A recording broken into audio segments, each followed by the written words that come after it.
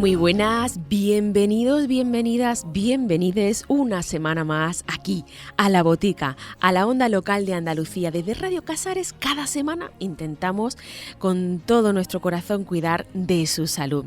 Y hoy vamos a hablar de libertad, vamos a hablar de libertad de poder sentir, de poder expresarte, sobre todo de expresar cómo somos o cómo queremos ser. Vamos a hablar de identidad y lo vamos a hacer desde el prisma de la diversidad sexual y la identidad de género. Y para ello contaremos con personas, como siempre, súper expertas en el tema que nos ayudarán a conocer un poquito más colectivos minoritarios, pero que viven entre nosotros y que tienen todos los derechos iguales que el nuestro de expresarse como quieran ser. En nuestra sección científica hemos invitado al doctor Raúl Hoyos, él es pediatra endocrino de la Unidad de Transexualidad de Granada, que nos hablará sobre la identidad de género y el acompañamiento respetuoso dentro, pues lo hará dentro del marco, nos grabó en las jornadas de salud en entornos rurales, en Casares, una intervención magistral y os la vamos a transcribir y a poner. En nuestra sección social hemos invitado a Crisalis, en concreto a Gloria Martínez Piñeiro Amaya, que además de ser mamá de 3, es socia de esta entidad social, Crisalis, y pertenece al equipo de trabajo de Málaga en el tema formativo, de acompañamiento y también jurídico. Ella nos va a hablar de la realidad, de lo que está pasando a nivel social, educativo, sanitario, de las trabas que se están encontrando a pesar de que hay leyes que protegen a estos menores, a estos pequeñas, de que puedan tener las mismas libertades de expresarse como sienten. Así que no se vayan muy lejos, que en un minutito La Botica con Identidad comienza.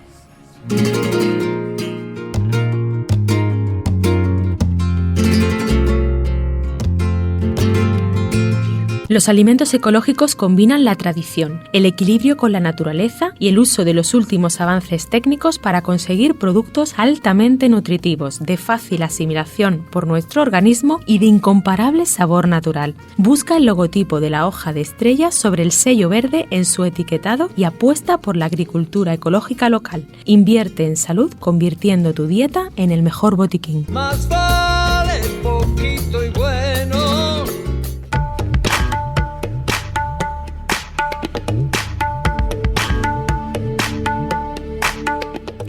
Damos paso a nuestra sección científica y vamos a poner una exposición, una intervención magistral que nos regaló el doctor Raúl Hoyos, pediatra endocrino de la Unidad de Transexualidad de Granada, sobre la identidad de género y el acompañamiento respetuoso.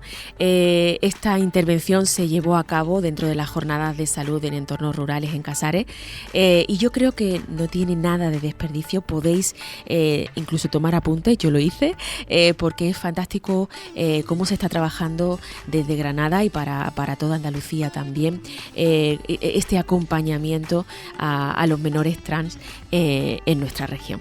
Les dejo con él.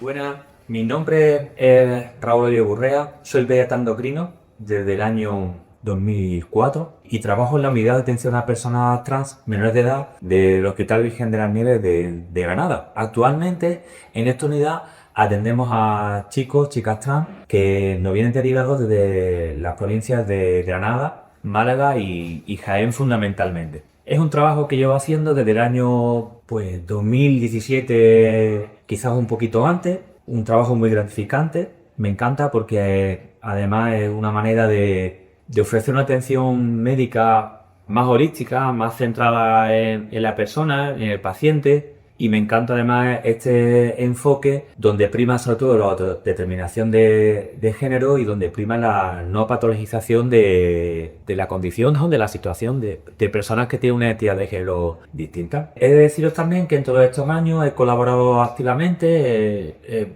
bueno, pues la atención sanitaria, también en el desarrollo de protocolos, como por ejemplo el proceso asistencial integrado andaluz de atención a personas trans menores de edad, cuya primera versión tuvo lugar en el año 2017 y ahora estamos trabajando en una actualización del mismo. Y luego también forma parte del grupo español de identidad de género y gónada de la Sociedad Española de Endocrinología y Nutrición. Y bien, y hoy lo que pretendo simplemente pues es trasladaros, bueno, qué hacemos aquí en la unidad, hacer un resumen de nuestra actividad asistencial, de nuestra actividad sanitaria, de cómo enfocamos esta atención y fundamentalmente cuál es la demanda de las personas que vienen con su familia aquí a Granada a nuestro servicio.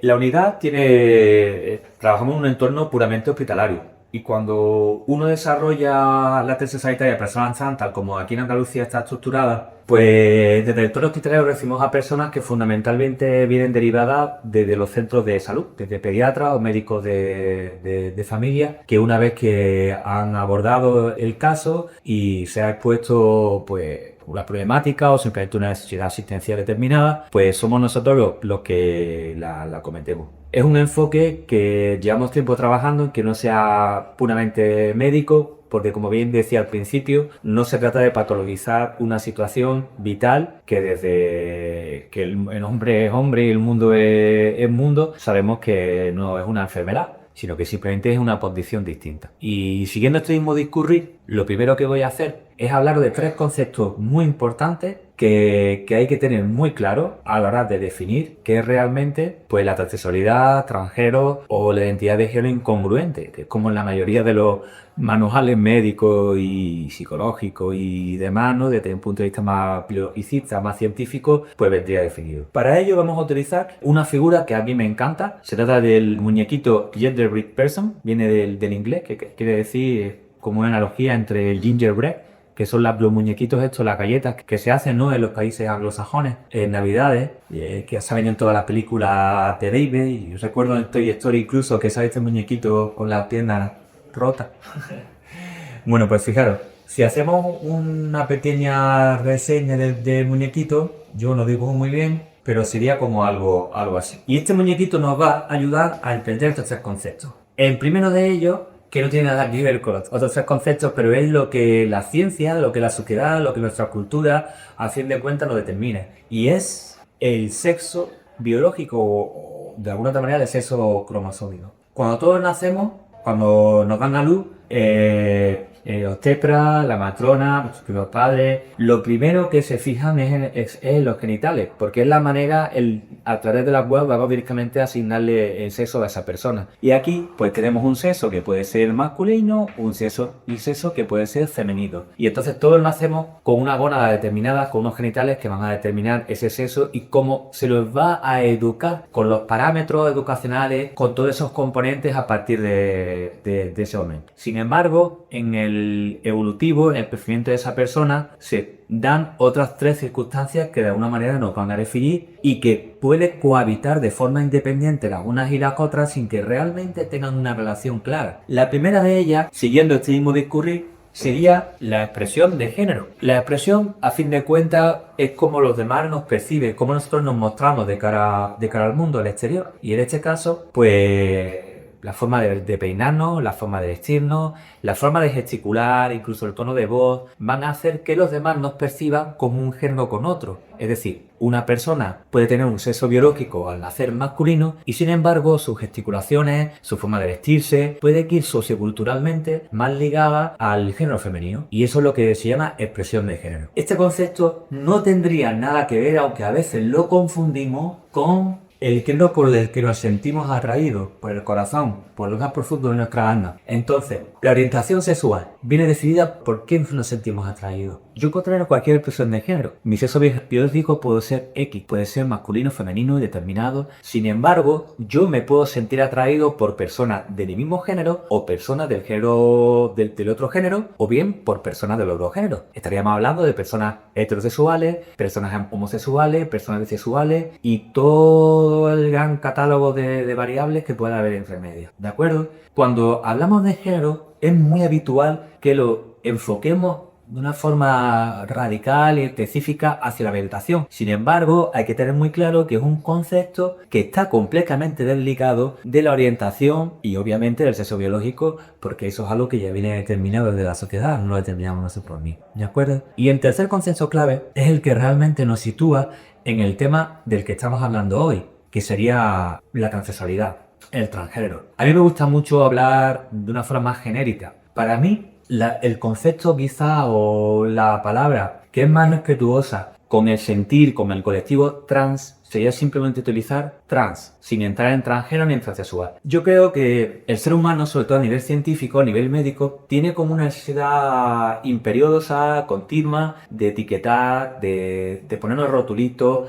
de marcar límites, definiciones que realmente son artificiales. Entonces, podemos entrar en definiciones que sean muy científicas, muy detallistas, pero al final lo que nos interesa simplemente es saber que hay determinadas personas que pueden tener un sexo biológico que no es congruente con su sentir, porque la identidad de género está a nivel cerebral y no de manera científica. Simplemente la identidad de género es como nosotros nos percibimos a nosotros mismos. Yo puedo tener un género, un sexo biológico que sea congruente con mi identidad. Yo tengo unos genitales masculinos, esos genitales hicieron que a mí se me asignara el sexo biológico como masculino y mi identidad de género me dice que yo soy un hombre, que yo me identifico como hombre. En este caso, una congruencia sería un hombre cis. En cambio, si alguien nace con unos genitales femeninos y se identifica como hombre, extremadamente una persona trans, en este caso sería un hombre trans. Cis y trans viene de la química y es simplemente una manera de definir cómo una estructura química tiene diferentes formas, ¿de acuerdo? Entonces es muy importante que antes de avanzar en todo este tema hablemos muy claramente de estos tres conceptos. Hemos hablado de orientación sexual, que es lo que habitualmente empaña y hace que el concepto se difumine y a veces entre en confusión. Todos cuando atendemos a personas trans hemos vivido la experiencia, ¿no?, de que a veces nos transmiten que sufren acoso escolar, bullying o mofas por parte de otras personas porque se confunde con el hecho de ser homosexual. La homosexualidad a día de hoy es algo plenamente aceptado por la sociedad. Incluso en España podemos presumir de que somos el primero o segundo país en el mundo donde los derechos del colectivo LGTBIQ+ están más desarrollados, con lo cual yo creo que estamos todos de acuerdo en que a estas alturas de la evolución social y humana, catalogar a una persona por su orientación sexual está absolutamente fuera de lo permisible, de lo común. Y bueno, en ese camino andamos también con la atención a personas trans. En estos últimos años se han desarrollado derechos,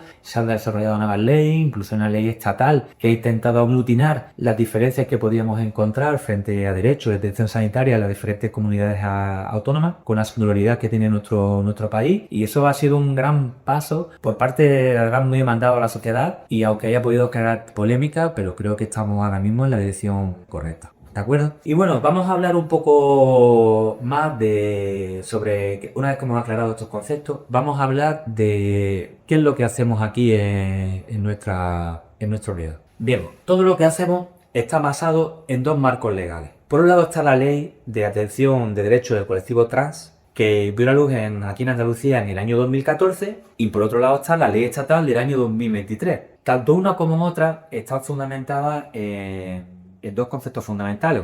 Por un lado está la autodeterminación de género, que eso quiere decir que una persona trans no debe de sufrir una evaluación diagnóstica, una evaluación psicológica que esté orientada a definir su situación. Es decir, no se trata de una entidad clínica, de una entidad médica, sino se trata simplemente de una situación, un fenómeno, como queramos definirlo, que, insisto, ha existido durante toda la historia. Y para ejemplificarlo, tenemos varios casos muy concretos. Fijaros, cuando se produce la conquista del oeste por parte fundamentalmente del Imperio Británico, cuando empezaron a llegar a las grandes llanuras americanas, ya sabéis que allí, aparte de los búfalos, también estaban las tribus indígenas que todavía persisten, aunque estén en algunas reservas. Bien, pues habitualmente en muchas de estas tribus indígenas nativas de allí, de América del Norte, habitualmente el chamán era una persona trans. De hecho, hay fotografías, con esto está Wiwa de Zuni, y era el chamán porque entendían ellos que una persona trans tenía la capacidad de entender el mundo, de percibir la vida a su alrededor desde una perspectiva femenina y desde una perspectiva masculina. Entonces se entendía que esa persona tenía una mayor amplitud de conocimiento, una mayor capacidad para entender la realidad. Y por ese motivo el chamán es habitualmente una persona trans. Y claro, esta persona pues participaba activamente en muchos de los centros comerciales y de las relaciones que se establecieron con la gente que llegó de Europa, del viejo mundo al nuevo mundo. Pero creo muchísimos más ejemplos. Aquí en Alhama, por ejemplo, en Alhama de Granada, está el caso de Eleno de Alhama, que era un chico trans,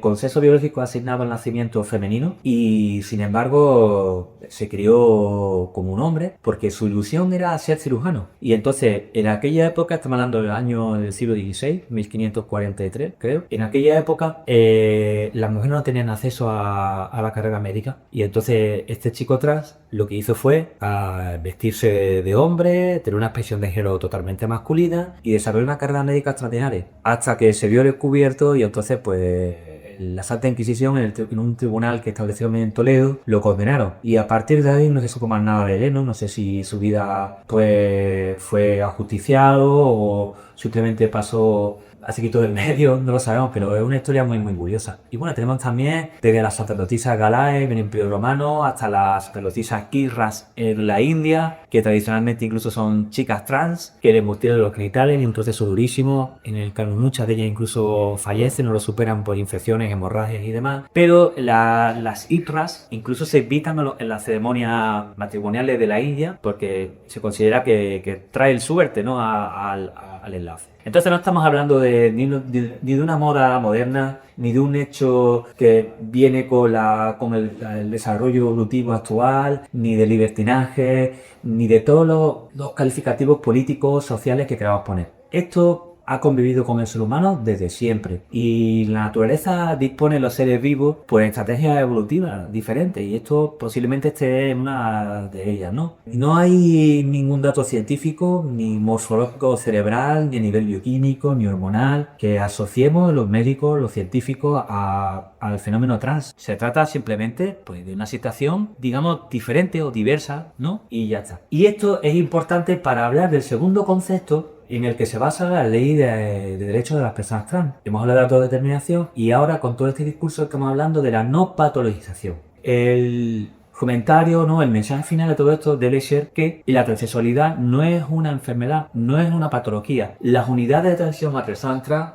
APTs, son unidades de atención sanitaria. ¿Por qué? Bueno, pues como ahora veremos, suben una serie de necesidades que clínica o médicamente hay que cubrir, y entonces pues para ello el sistema sanitario público, como buen criterio, ofrece esos recursos para que las personas trans se puedan beneficiar. Esto no consiste simplemente en una moda o en un tema político. Las personas trans sin esta atención estarían expuestas a una problemática muy grande, como hemos visto en otros países donde toda esta legislación no se ha desarrollado. Desde personas que por desgracia tienen que acudir a la prostitución para poder pagarse tratamientos hormonales o incluso tratamientos quirúrgicos de reasignación de género, como queramos llamarlo, ¿no? Y entonces pues que haya un marco legal y que el sistema público ofrezca dentro de ese marco legal una asistencia completa, integral, es muy importante porque estamos cuidando de nuestra sociedad y de personas que están viviendo pues una situación que puede ser particular. Entonces yo soy un firme defensor de que esta estrategia que se sigue en nuestro país desde hace ya décadas, pues que se continúe y en ella persistamos y sigamos evolucionando. Bien, ahora a continuación vamos a explicaros cuáles son las dos demandas asistenciales fundamentales que se dan lugar aquí en nuestro vida. Para ello vamos a hacer un poco de espacio aquí en la pizarra.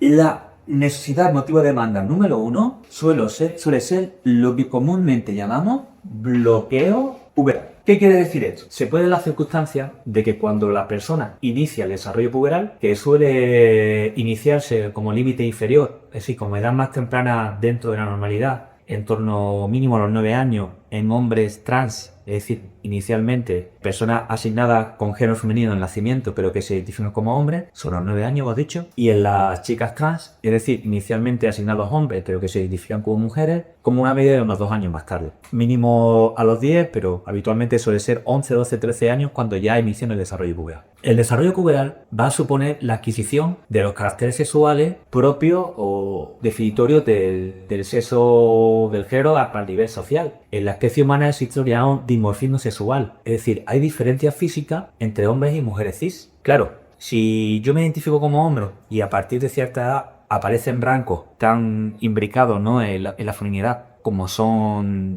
la aparición de mama, el ensanchamiento de la escalera, el cambio del tono de la voz, entonces si mi identidad de género es incongruente con eso, puede ser un motivo de mucho sufrimiento. Y es lo que durante muchos años, y seguimos llamándolo, disforia de género. Ser transexual no tiene por qué conllevar esta disforia de género. Son dos conceptos que pueden estar relacionados, pero que no son necesarios. Es decir, yo puedo ser trans y sin embargo tener una gran aceptación hacia mi cuerpo, pero puedo identificar, tener una identidad de género distinta. Pero si se produce este sufrimiento, esta disforia de género, cuando aparecen los caracteres sexuales, entonces cabe la posibilidad a nivel médico, y siempre y cuando la persona entienda lo que le vamos a hacer, tenga un buen apoyo en el entorno familiar y social, y estemos trabajando también, y esto no hay que obviarlo, todo lo que es el aspecto psicoeducativo. Las personas trans necesitan un acompañamiento, de hecho hay que ofrecerlo siempre. La persona puede ser, pero necesiten más o menos grado, o que pocas sesiones o en una sola, pues se vea que la adaptación, la aceptación social es tan alta que no lo necesita. Pero ese acompañamiento siempre tiene que estar ofrecido, porque es una época de tantos cambios donde hay tanto riesgo que esa intervención psicoeducativa, en la cual en ningún caso va a suponer una valoración, un cuestionamiento de su identidad de género, pero sí un acompañamiento en el cual las posibles dificultades que surjan vamos a poder atenderlas y darles una respuesta profesional, adecuada y desde la experiencia de aquel que ya conoce el tema, ¿no?, y ha vivido situaciones parecidas. Y en esto también juegan, desde luego, un papel fundamental las asociaciones de padres, de madres, de personas trans, fundamentales porque van a hacer un acompañamiento a un nivel no médico, científico, sino de la propia experiencia. Hoy en día en medicina, en la escuela de pacientes, el acompañamiento entre iguales, nos parece muy bien porque es una manera muy cercana, muy humana de tener acceso a todo esto. Pues bien, como decía, el desarrollo puberal se produce cuando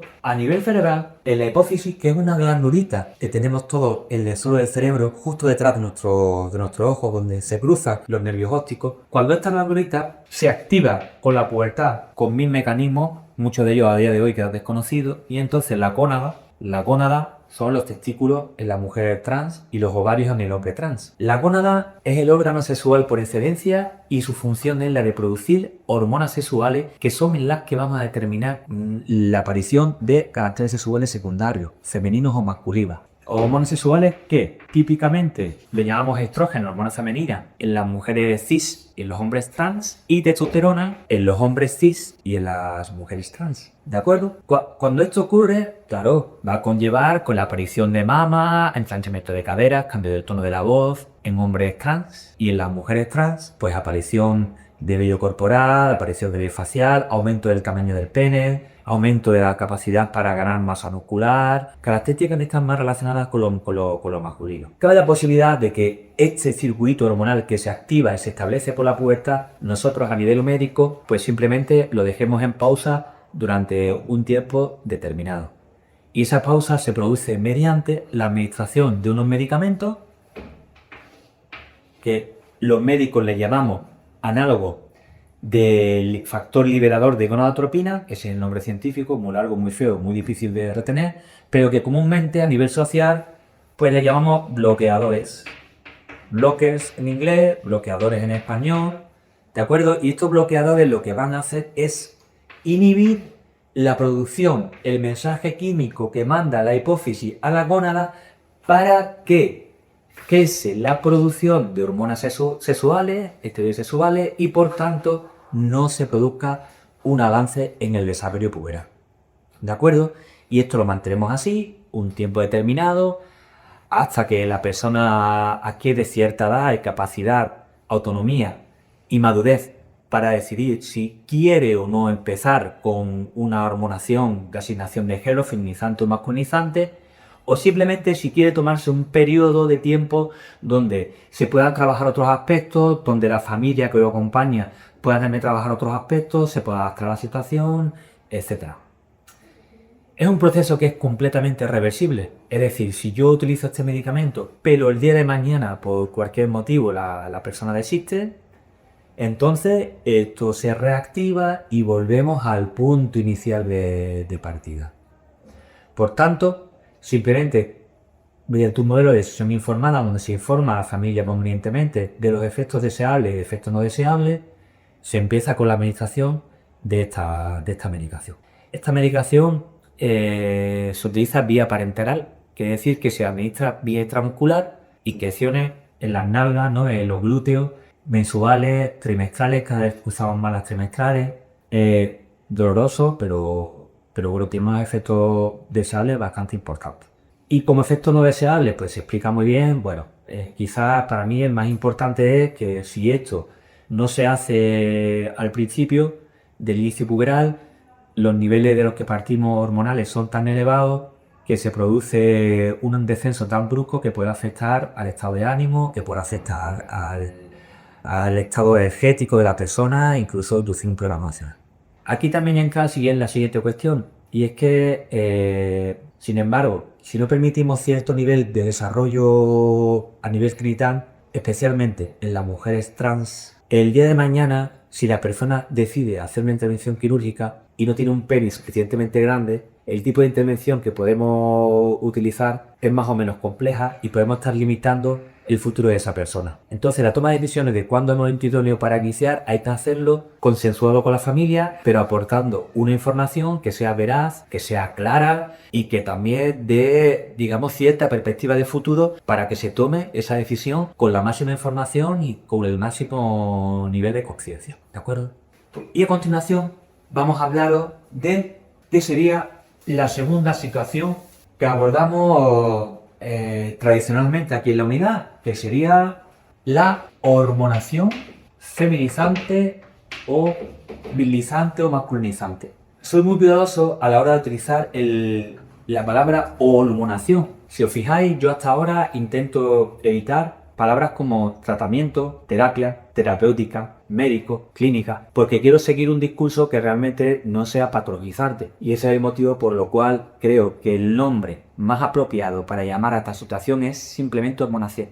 ¿La hormonación en qué consiste? Bueno, más allá de que yo no quiera desarrollar caracteres sexuales propios de la identidad de género por la que yo no me ubico, puede darse la situación de que eso no sea suficiente. Es decir, que mi deseo sea incluso que mi aspecto externo, mi aspecto físico, sea más congruente con el género con el que yo me identifico. Y que si no lo consigo, eso también sea una fuente de sufrimiento. Entonces, para ello existe la posibilidad de utilizar hormonas que van a feminizarme o masculinizarme dependiendo del deseo que yo tenga. Muy importante es que, a diferencia del bloqueo, este proceso no está exento de riesgo y no es completamente reversible. Y esto es fundamental.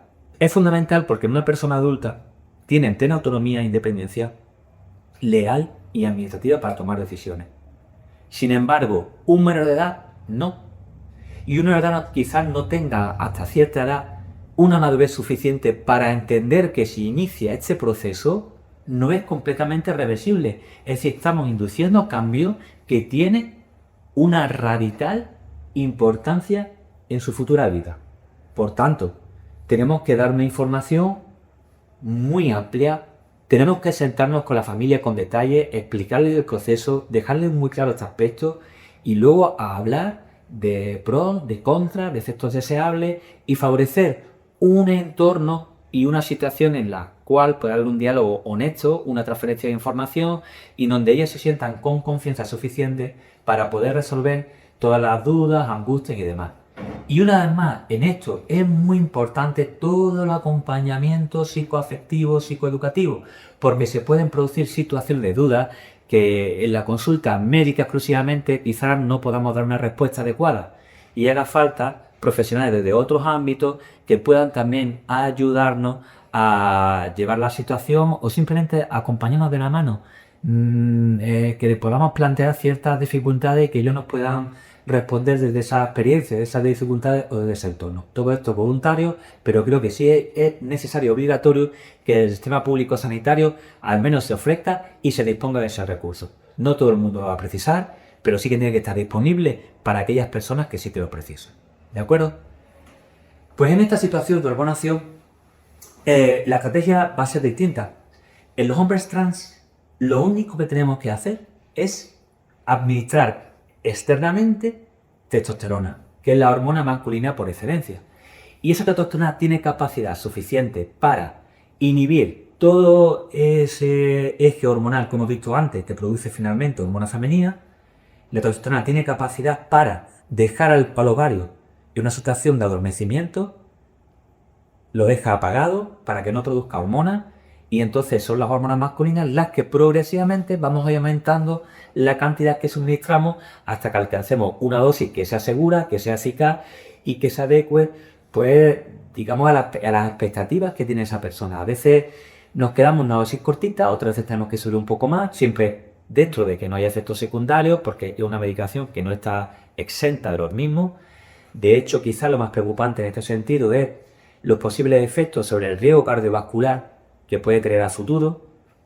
Por tanto, una de las estrategias de consulta también tiene que ser la promoción de hábitos de vida que sean saludables, como por ejemplo la evitación de conductas tóxicas como el consumo de alcohol o de tabaco, muy importante eliminarlo, y luego pues una actividad física activa y una alimentación que sea sana, saludable.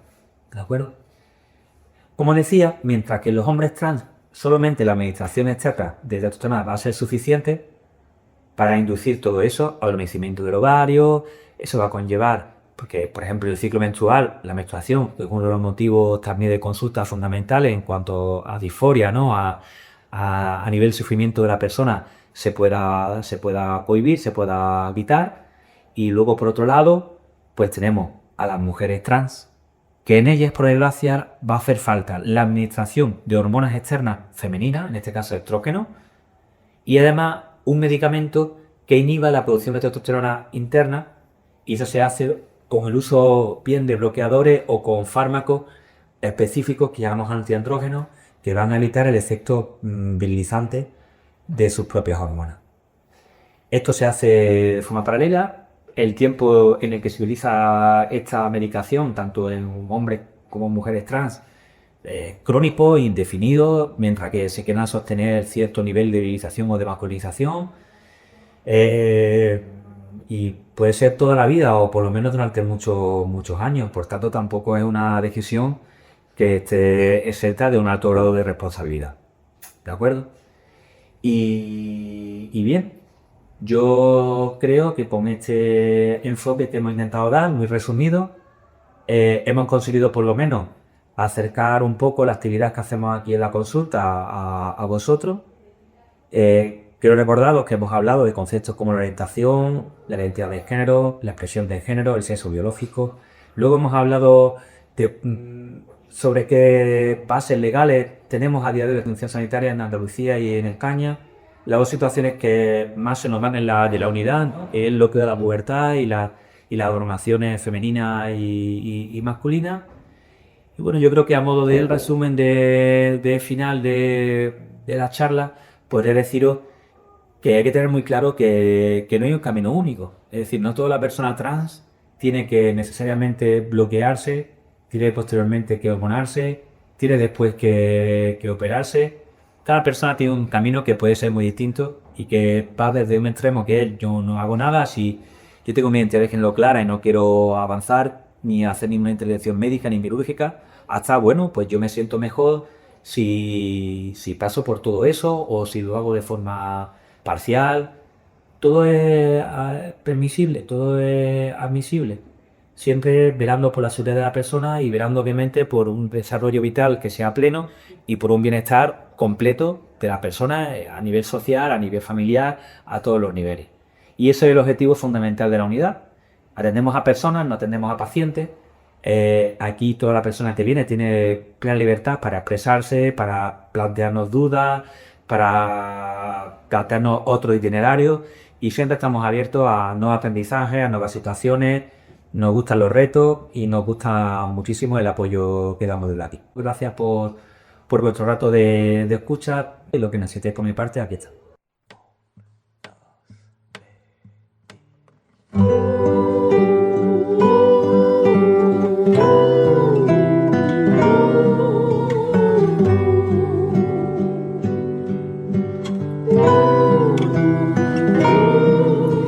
Hay veces que quiero parar, no sé ni por dónde empezar. Un mundo que veo a lo lejos, que no logro encajar. Hoy pienso en dónde quiero estar, quién vive en mí, quién no está. Me siento pequeña y perdida y voy buscando encontrar mi lugar. Si pudiera vestir mi otra mitad para que no me duela sentir mi identidad, fingir que no me quema sentir mi otra mitad para que no me duela. Hay veces que quiero parar, no sé ni por dónde empezar. Hay cosas que llevo por dentro que no logro aceptar. Hoy busco mi verdad, todo eso que viene y se va. ¿Y qué hago con esto que siento? Si voy buscando encontrar mi lugar.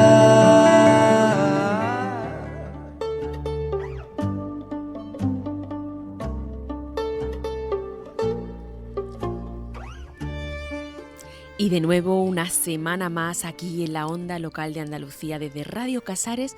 Nuestro micrófono, nuestro programa se convierte en un altavoz y lo vamos a hacer ahora de la mano de una invitada que además es amiga con Gloria Martínez Piñeiro, Amaya. Ella es mamá de 3 chicos, chicas, chiques, y además es socia de la entidad social Crisalis. Pertenece al equipo de trabajo de Málaga en el tema de formación, de acompañamiento y también de jurídico. Muy buenas, Gloria. ¿Cómo estás? Bienvenida a La Botica. Hola María, encantada de hablar de nuevo contigo. Por supuesto, siempre es un placer recibir a grandes personas y más si vienen de la mano de entidades sociales como la vuestra. Crisalis, ¿ese nombre qué evoca? Pues mira, Crisalis es una asociación de familias que acompañamos a la infancia y juventud trans. Es una asociación estatal que está organizada también a niveles de comunidades autónomas. Crisalis nació hacia el año 2014 y surgió porque familias que decidieron acompañar a sus menores con diversidad de género apostaron por la escucha activa de las necesidades de sus hijas, hijos, hijes, y por andar un camino hasta entonces desconocido, porque no había nada a lo que estas familias se pudieran agarrar para defender la existencia, la realidad de sus criaturas. Porque en esos años es que nadie hablaba de infancia y adolescencia trans, a pesar de que siempre ha existido. Así que se tuvieron que unir, hacer red comunitaria y visibilizar una realidad que directamente les interpelaba en su día a día y también en la manera que de ahora en adelante se iban a mover por el mundo. Estos son los orígenes de Crisalis y gracias a esas familias pues Crisalis ha seguido creciendo, ¿no? y hace una gran labor social, ¿no? El activismo, la lucha por los derechos de nuestros menores y el acompañamiento familiar han sido y son pues nuestro abanderado. Claro, son esos objetivos, ¿no?, que os planteáis, ¿no? Ya no solo el acompañar, sino el trabajar por sus derechos, ¿no? Y porque tengan la libertad de poder expresarse como sienten, ¿no? Sí, porque es que defendemos un derecho fundamental, el derecho de cada persona a ser quien es. Y entonces, pues para llevar este trabajo arduo, pues hemos tenido que organizarnos en comunidad para luchar de manera conjunta, hacer apoyo, red, porque también una máxima en Crisalis es que nadie camina solo en Crisalis. Todos caminamos de la mano juntos para conseguir nuestros objetivos, ¿no? Y hasta ahora, pues, la actuación está siendo muy eficaz, porque hacemos pedagogía social para abrir mentes, intentar llegar a cada rincón donde nuestros hijas, hijas desarrollan sus vidas y de esa forma hacerles visibles y naturalizar su existencia. Porque, bueno, ya lo he dicho, y es que nuestro objetivo fundamental es que cada criatura pueda convertirse en la maravillosa persona que ha venido a ser. Madre mía, qué cosa tan sensata y tan normal, que es lo que queremos todos y todas, como tú dices, ¿no? Todas las personas quieren eso. Y resulta que por identificarte de manera diversa ya pierdes ese derecho. ¿Eso es lo que está pasando en nuestra sociedad? Sí, desgraciadamente en distintos ámbitos, pues es lo que estamos viendo, ¿no? Que, pues, por ejemplo, en el ámbito educativo hay familias que se encuentran con muchísimas trabas, pues simplemente por el hecho de querer que a su hijo o hija le llamen por su nombre y sentido. Y aquí el principal problema es la falta de formación, porque hay leyes que respaldan a la infancia y adolescencia trans, pero no se están cumpliendo, pues por falta de desconocimiento, por falta de formaciones. Te he dicho en la escuela, pero también en los centros de salud van familias pidiendo que cambien el nombre en la tarjeta sanitaria, porque tú imagínate una niña trans que va a su pediatra, se abre la puerta y le llaman por un nombre con el que no se identifica.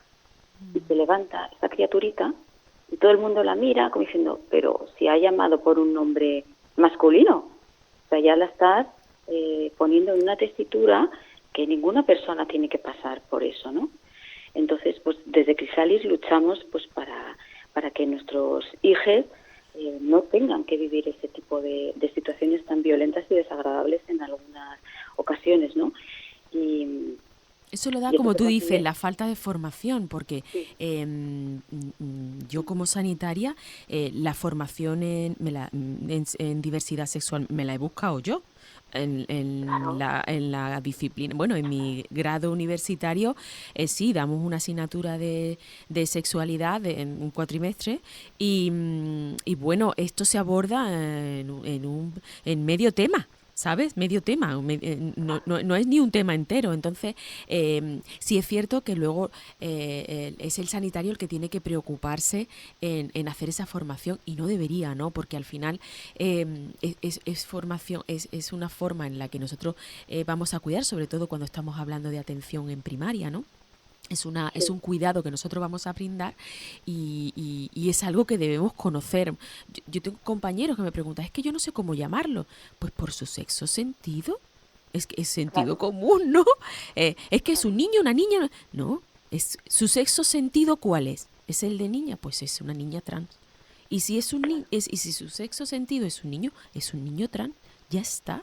Es súper fácil. Y cuando tú se lo explicas así con estas palabras, ostras, pues es verdad, ¿sabes? Pero tienen como un caos, todos tenemos, ¿no? Me imagino esa tradición, esa mochila cargada de tradiciones, de cultura, de filosofía, cada uno de la suya, que te hace dudar y, oye, pues pregunta, que es tan fácil preguntar, ¿verdad?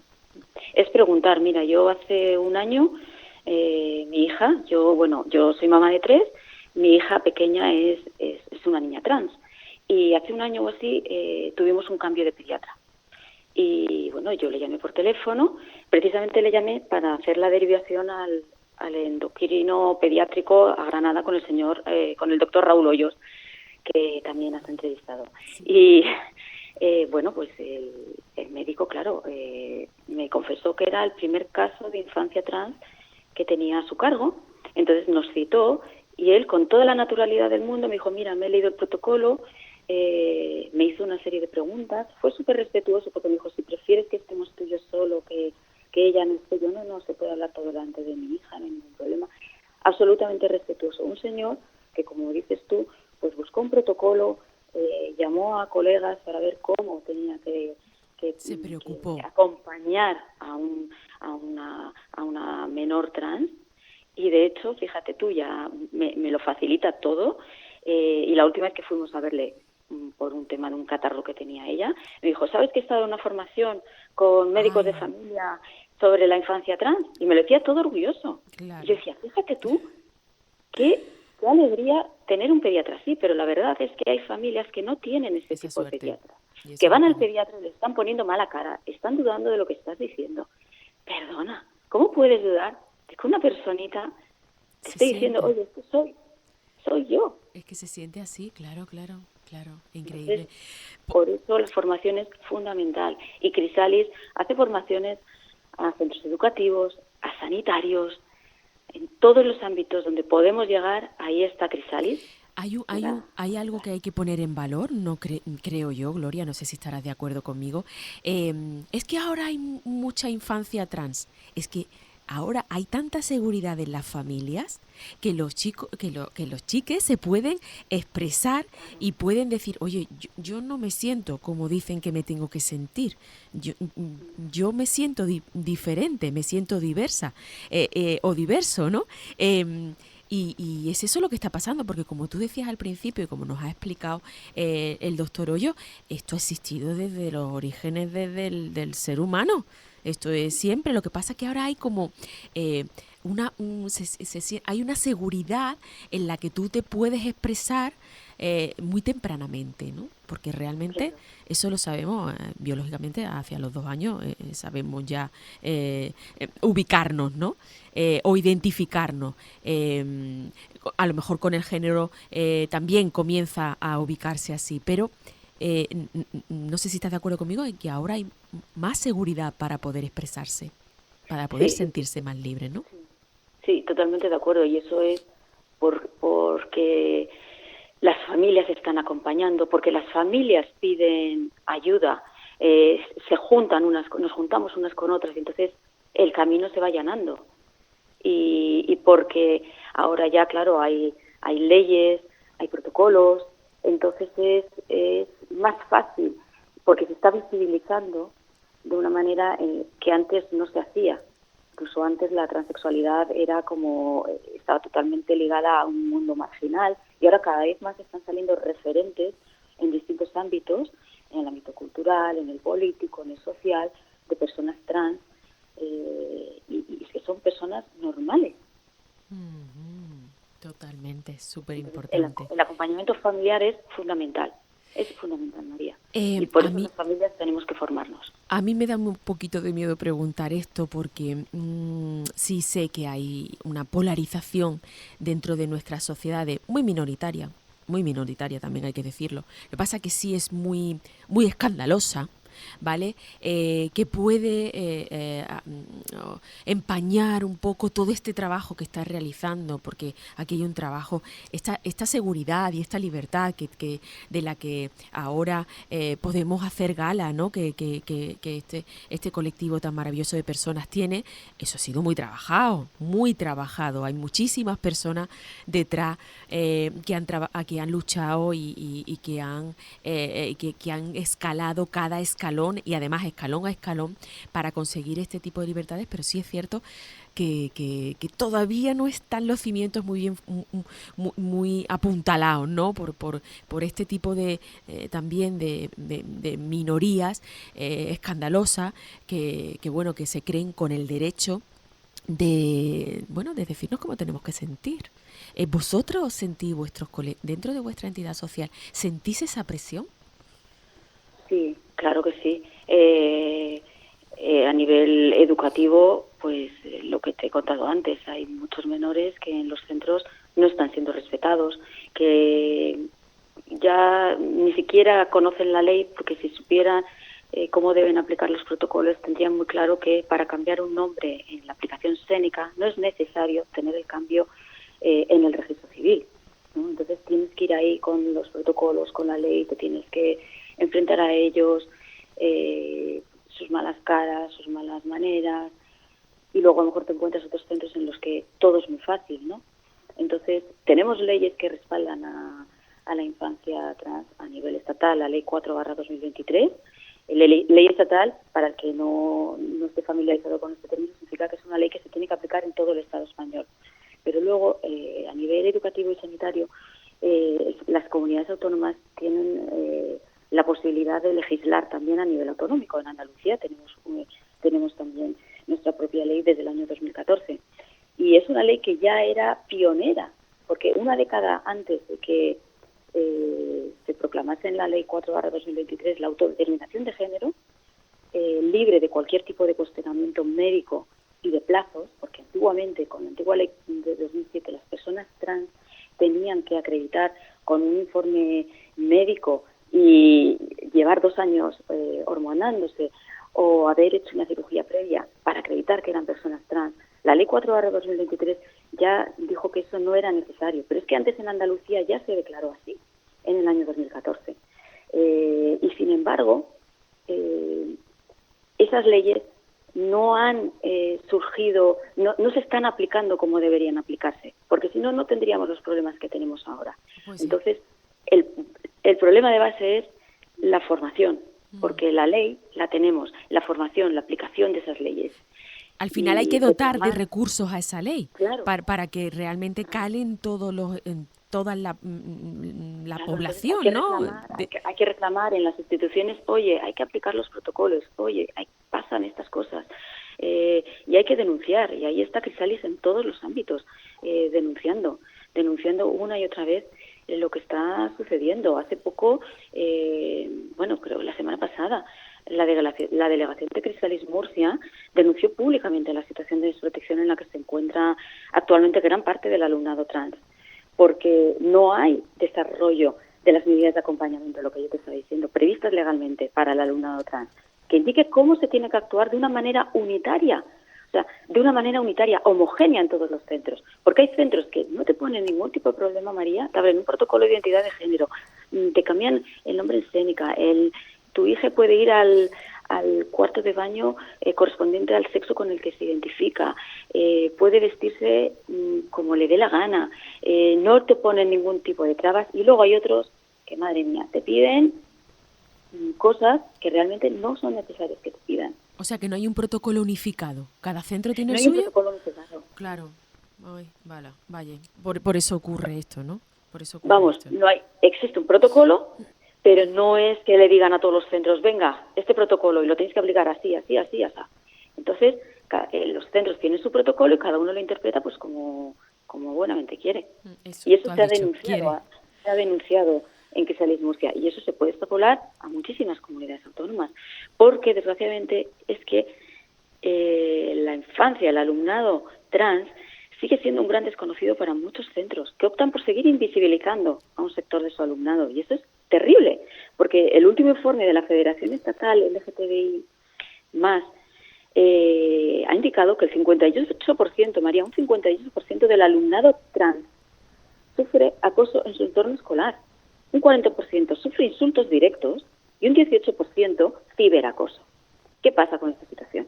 Pues sí. Es que tiene un impacto enorme en sus vidas. Se duplican los casos de abandono escolar y las solicitudes de cambios de centro escolar. O sea, ir a un colegio o un instituto para un 58% de la infancia y adolescencia trans es un horror. Y eso no se puede permitir teniendo leyes que respaldan sus derechos. Y sus libertades, que es lo más importante. Gloria, nos quedamos sin tiempo. Sí. Creo que hemos lanzado el mensaje. Creo que lo que pedimos, lo que pide la entidad desde la sociedad y lo que queremos lanzar aquí es un poquito de empatía y además que se respeten esas leyes, que se apliquen en los protocolos que los protejan y que les permitan ser y sentir como quieren ser esas personitas en un futuro y en la actualidad. No sé si quieren lanzar una última frase y despedimos la entrevista. Pues simplemente decir que la infancia y adolescencia trans existió, existe, existirá siempre, y no vamos a dar ni un paso atrás en los derechos conseguidos por nuestros hijos. Muchísimas gracias, Gloria Martínez Piñeiro Amaya, socia de Crisalis, del equipo de trabajo de Málaga, por estar este ratito aquí en La Botica y enhorabuena por ese gran trabajo que realizáis. Nada, hasta a pronto. ti, María. Un Como placer. siempre, hasta pronto. Adiós.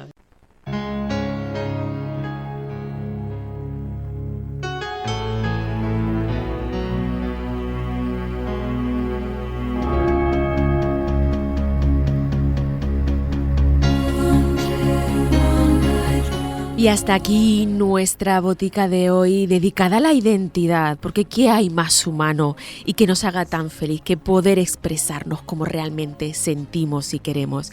Esperamos haberles ayudado a comprenderlo y que sentemos las bases de una empatía que nos ayude a construir pues un mundo un poquito más amable. Recuerden, les esperamos la próxima semana aquí en la onda local de Andalucía desde Radio Casares para cuidar de su salud. Hasta entonces, por favor, cuídense mucho.